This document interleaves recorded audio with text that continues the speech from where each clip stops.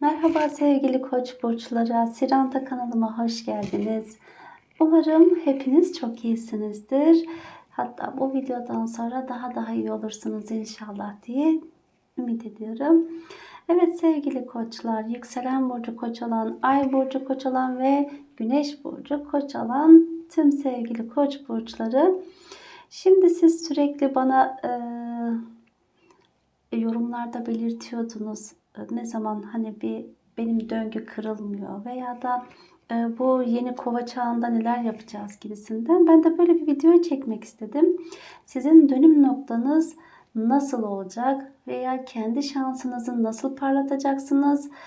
Kendi hayatınızda ne gibi değişiklikler olacak diye o kırılma anı, o dönüm noktası ve kelebek etkisinden nasıl kurtulacaksınız? Hani hep aynı döngü, hep aynı döngü ve bu döngüden bir türlü çıkamıyorum diyenleriniz varsa hadi şimdi niyetinizi alın, enerjilerinizi gönderin. Bakalım bu 2025 yılında koskoca bir yıl boyunca ne zaman bir döngüyü kıracaksınız ve o kelebek etkisinden çıkacaksınız da kendi ışığınızı parlatacaksınız diye bir göz atalım. Evet sevgili koçlar, yükselen burcu koçlar ve ay burcu koç olanlar. Bütün enerjilerinizi vererek ve kanalımı beğenerek, abone olarak, yorumlarla etkileşimde bulunarak enerjilerinizi kanalıma iletebilirsiniz. Şimdi sevgili koçlar, bakalım bu döngüyü nasıl kıracaksınız ve ne zaman kıracaksınız? Hangi eylemi yaparak, hangi işle, ilişkilerde mi? Tüm hepsine bakmak istiyorum. Hani ilişkilerde mi, yoksa iş konusunda mı, eğitim alanınızda mı hayatınızda bir değişiklik olacak? Hep birlikte bakalım, ona göre önleminizi alırsınız. Kartlarımız hem sizin için bir öngörüde bulunmuş olur. Anlık enerjinize bakmış oluruz. Evet, niyetinizi aldığınızı düşünüyorum. Enerjilerinizi gönderdiğinizi düşünüyorum. Ve beğenilerle, yorumlarla kanalıma tüm niyetlerinizle birlikte, enerjilerinizle birlikte bana konsantre olduğunuzu hissederek, düşünerek kartlarınızı açmaya başlıyorum sevgili koçlar.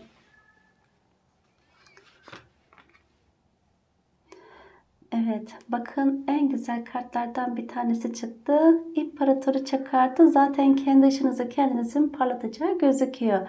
Burada birçoğunuz hani bu dönüm noktasını nasıl kırabilir diye bakmak istediğimde harika bir konuşma, güzel bir hani konuşmayla ilgili mesleği olanlar daha hemen ilk adımda kendi ışığınızı parlatacaksınız gibi gözüküyor. Veya iletişimi iyi olanlar. Burada herkes yani sizin kelimelerinize bakacak gibi gözüküyor. Konuşma alanında başarıya ulaşabilirsiniz sevgili izleyicilerim. Daha ilk etapta yani konuşmayla ilgili konular çıktı ve burada zaten destekleniyorsunuz. Kesinlikle evren tarafından artık desteklendiğiniz gözüküyor. Çünkü bir bereket enerjisine girmişsiniz. Bereketiniz çoğaldıkça çoğalacak. Böyle mesleğinizde belki büyük bir yükseliş, terfi, hani herkesin gözü önünde bulunacak bir işe adım atacaksınız gibi gözüküyor. Ama dediğim gibi evren ve ilahi sistem tarafından bir yükselişe geçeceksiniz sevgili koçlar. Burada şunu da söylemek istiyorum. İlk etapta hani konuşmacı olanlar, yükseleni veya ay burcu, daha çok terazi ve boğa olanlar bu konuşmayı gerçekleştirerek bir terfi alıp yani kendi ışığınızı bu şekilde parlatacaklar, daha çok etki alacaksınız gibi gözüküyor. Ama tabii ki hani yükseleni ve ay burcu boğa veya terazi olmayanlar ise belki o kişilerden de destek alabilirsiniz. Şimdi size bir sanki bir seçim yapmanızı gerektirecek bir konularınız gündemde olacak bazılarınız için. Ve burada yaptığınız seçim size büyük bir kısmetiyle geliyor. Hatta kısmet ayağınıza geliyor. Bu gösterdiğiniz çabalar sayesinde, yani bu kendinizi gösterdiğiniz, parlattığınız yönde uzun vadeli güzel, çok severek yapacağınız, hatta hani hiç yorulmadan sevgili koçlar, hiç böyle kendinizi yıpratmadan, yorulmadan kısmetinizin ayağınıza geldiği ve hayattaki o kaybettiğiniz dengeyi yeniden yakalayacaksınız gibi gözüküyor.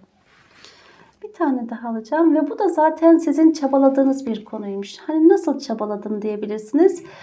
Burada havada kalan, yarım kalan, askıda kalan, bir türlü bitmeyen o işi tamamladıktan sonra sizin artık bu nasıl desem, yani burada tamamıyla yarıda bıraktığınız işleriniz var. İşte onlar tamamıyla bitiyor, dengeye alıyorsunuz. Burada ne zaman biter diye sorduğunuzu sanki hissediyor gibiyim. Hani tamam, ne zaman olacak diyorsunuz sanki. Böyle 8'li vadeler vermiş sevgili izleyicilerim. Belki 8 hafta sonra, belki 8 gün sonra, belki 8 ay, belki de 8. ayda bu sanki kendi ışığınızı parlatma ihtimaliniz çok yüksek. Yani bu yarım kalan işinizi 8 ay içerisinde en geç bitireceksiniz ve ödülünüzü alacaksınız. O yaptığınız şey her neyse de kalıcı olacak sevgili izleyicilerim. Yani bereketiniz arttıkça artacak, kazancınız çoğaldıkça çoğalacak. Bir şeyler kat kat katlanacağı gözüküyor. Burada daha çok sanki hani konuşmayla gerçekleştireceğiniz paraysa, tabii ki hani uğraştığınız çabanız, yani kat kat artan gelir elde edeceksiniz gibi gözüküyor. Her geçen gün fazlasıyla geliriniz artacak. Şimdi peki bu beni izlerken şansım ne zaman dönecek diyen sevgili izleyicilerim, aşktan yana şansım ne zaman dönecek diyorsanız, aşktan yana müzdaribim, ben böyle parayla işim yok ama gerçi bunu söyleyen ne kadar kişi var bilmiyorum, ama yine de ben bunu da söylemek istiyorum. Yine bu verdiğim tarihlerde aşktan yana yüzünüz gülebilir. Burada yakınlardan birisinden teklif alabilirsiniz. Size sırılsıklam aşık olan birisini fark edebilirsiniz. Gelip size hatta bu kişi biraz önce söylediğim gibi yakınlarınızda birisi ve siz onu göremiyor olabilirsiniz. Hani kısmet ayağınızda, çünkü burada dibinizde, fakat göremiyorsunuz. Bu kişi terazi veya boğa burcu olabilir veya hani yükseleni güneşi ay burcu, bu üçünden birisi de olabilir. Terazi ve boğa burcu ağırlıklı çıkmış, hatta bir de su grubunu da ekleyebiliriz. Bu da yengeç, akrep ve balık burçları da olabilir. Ya yükseleni, ya güneşi, ya ay burcu. Böyle birisi size teklif sunacak. Etrafınızda birisi var ve size sırılsıklam aşık olduğunu söyleyebilir. Ve hatta burada yarım kalan bir ilişkiniz varsa da, hani artık onunla olmaz, bitti dediğiniz evlilik de olabilir, ilişki de olabilir. İşte o birleşmeyle ya da yeniden barışmayla, birbirinizi fark etmeyle bu 8'li vadelerde sizin bu döngüyü burada kıracaksınız. Bu kelebek etkisini burada bozacaksınız gibi gözüküyor. Hani sürekli ayrıl, barış, küs, yeniden barış, uzaklaş, geri yakınlaş. Yani bir türlü 2 adım ileri, 1 adım geri diye gittiğiniz bir ilişkiniz varsa, artık bu 8'li vadelerde tamamıyla ilişkiniz bir güzelleşecek, bir verim alacaksınız gibi gözüküyor sevgili koçlar. Şimdi peki bilinçaltınız buna nasıl hazırlanıyor diye bakmak istiyorum burada.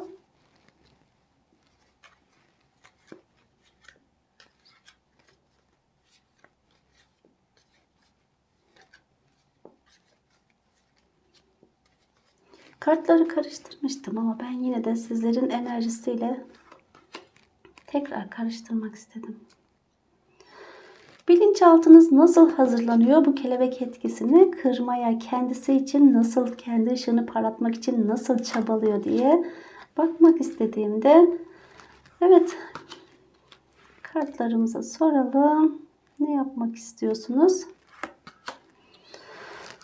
Şimdi çıkan kartlara bakılacak olursak, ilk önce birisini affetme ihtiyacı duyuyorsunuz sevgili izleyicilerim.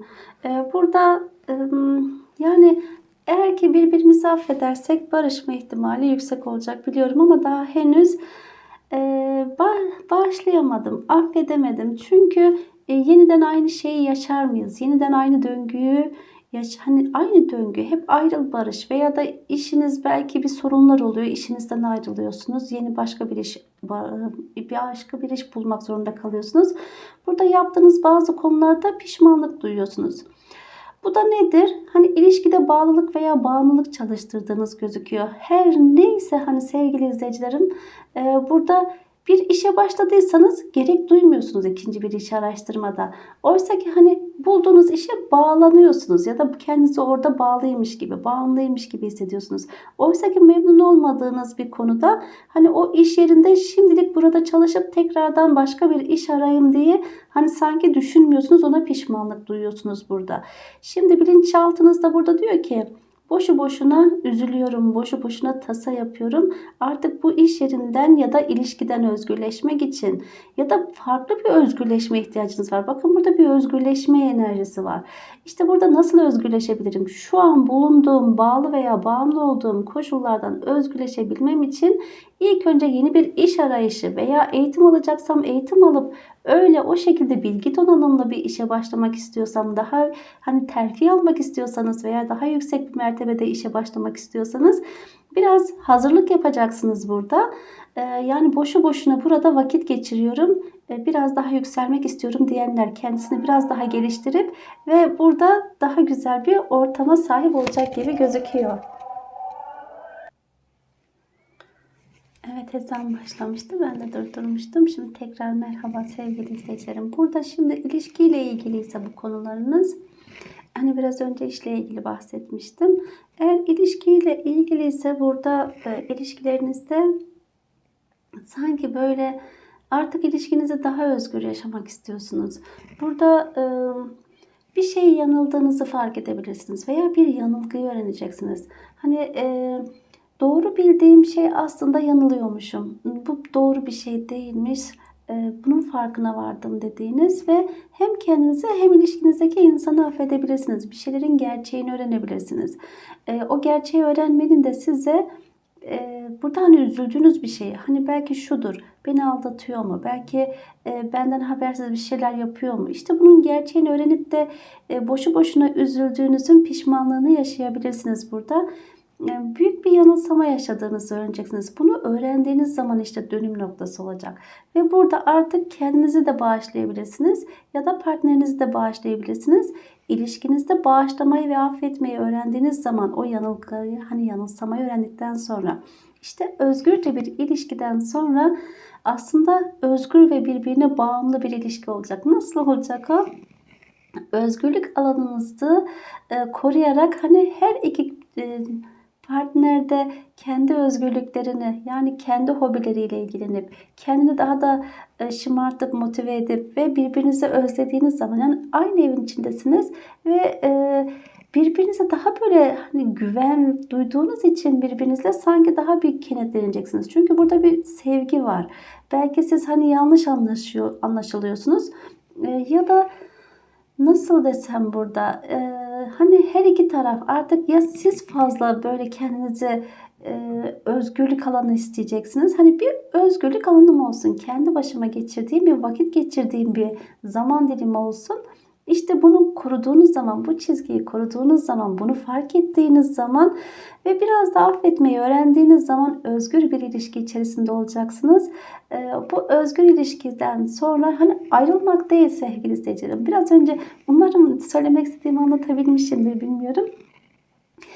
Burada kendi bir özel alanınız, hobi alanınız, hobiniz, mesela bir ders çalışmak, bir eğitim almak, hani eğitim alırken yalnız başınıza almak, ayrı bir odada, orada derslerinizi çalışmak ve o kişi de partnerinizde kendi hobisiyle ilgilenmek, belki bir maça gitmek, belki de bir arkadaşlarıyla vakit geçirmek. Hani ben böyle erkek veya kadın olarak ayrım yapmak biraz saçma olabilir ama yani bunu kendinize göre uyarlayabilirsiniz artık beni dinleyen erkek veya kadın izleyicilerim. Hani herkes kendi özgürlük alanıyla, hobisiyle orada bir mutluluk depoladığınca eve gelip ilişkisinde daha bir mutlu olduğunu fark edecekler. Yani burada hem kendinize vakit ayırdığınız hem partnerinize vakit ayırdığınız, evli olun veya sevgili olun ya da flört ettiğiniz bir an olsun. Hani burada çok çok mesaj atmayarak, çok çok nasılsın demeyerek, ille de bana iyi geceler mesajı atmadın diye bir şeylere üzülerek veya da bazı şeylerden hani bugün pişman olunur, bugün unutmuşum, çok yorgundum, bir mesaj atamadım diye, kalbini mi kırdım diye düşünmeden, işte bu zihnimizde sürekli meşgul etmeden birbirimizi, aynı anda bir arada geldiğimiz zaman, o işlerimizi bitirip yan yana geldiğimiz zaman birbirimizle daha kaliteli vakit geçirdiğimizde işte burada bir dönüm noktasını burada geçireceksiniz. Burada yaşayacaksınız gibi gözüküyor. Burası bir kırılma noktası olacak gibi gözüküyor. Bunu başarabilirseniz sevgili izleyicilerim. Hem özgür hem birleşik. Hem özgür hem bağlı. İşte böyle daha tutkulu, sanki daha böyle bambaşka bir seviyeye geçeceksiniz gibi gözüküyor. Özgür bir birliktelik sizi bekliyor sanki sevgili izleyicilerim. Evet, burada bilinçaltınız bu şekilde planlıyor sanki.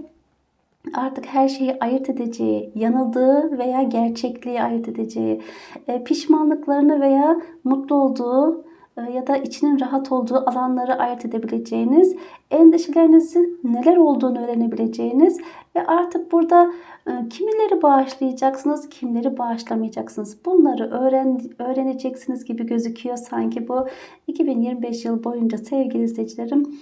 Ama biraz önce dediğim gibi de zaten 8'li vadelere kadar öğrendikten sonra hani herkesin tekamülü farklı farklıdır ya.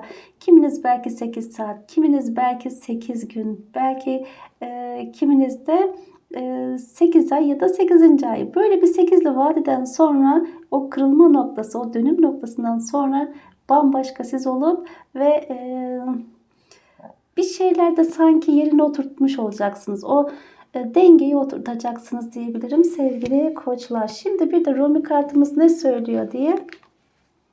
Peki bu konu hakkında Rumi destemiz size ne söylemek ister?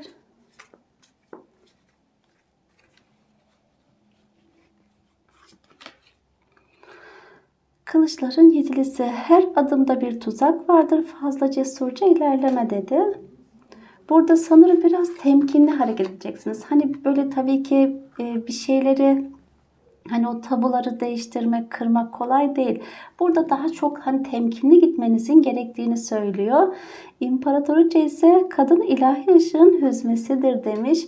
Burada çok fazla kadınlardan da destek görebilirsiniz. Ve asılmış adam acı merhamet içerdiği için bir hazinedir. Bu ilişkinizde durağan giden ve sürekli sizin acı çektirdiğiniz olay veya hikayeler her neyse, işte burada sevgili izleyicilerim, bu acınızdan, yani küllerinizden doğacaksınız. Durup düşündüğünüz zaman, içe döndüğünüz zaman ve size yardım edecek bir kadın figürü var. Hani bu anne olabilir, abla, teyze, anne gibi, hani karşılıksız, çıkarsız, menfaatsiz, sizin iyiliğinizi düşünen birisinden gelen destekle güzel bir, nasıl desem, o kırılma noktasını güzel bir şekilde sanki toparlayacaksınız gibi gözüküyor. Ama işte acılarınızdan, sanki küllerinizden doğacaksınız. Acı çeke çeke bir şeyleri öğrenmişsiniz. Bu da sizi özgürlüğe itecek gibi gözüküyor sevgili koçlar. Evet, ışığınız hiçbir zaman sönmesin, her zaman parlasın inşallah ve işleriniz rast gelsin diyorum. Her neyle uğraşıyorsanız kolaylıkla, güzellikle, sevgiyle, mutlulukla, huzurlu olsun ve çabucak olsun diyorum. Hoşça kalın, Allah'a emanet olun, kendinize çok iyi bakın sevgili koçlar.